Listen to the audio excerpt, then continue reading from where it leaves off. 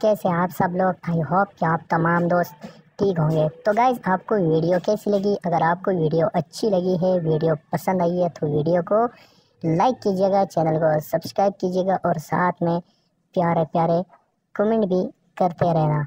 हम लाएंगे आपके लिए इसी तरह और भी बहुत सारी मज़े वाली, इंटरेस्टिंग, इंजॉयमेंट वाली, एंटरटेनमेंट वाली वीडियोस। तो दोस्तों आज की इस वीडियो में आपने गर्लफ्रेंड और बॉयफ्रेंड को सुना कि किस तरह जो है एक दूसरे से जो है रोमांटिक बात करते हुए कॉल रिकॉर्डिंग लीक हुई।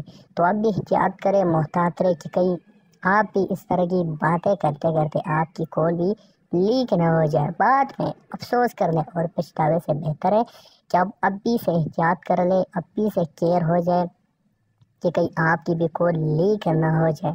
सबसे पहले तो बंदे को ये करना चाहिए कि इस तरह की बातें कॉल पर करनी नहीं चाहिए।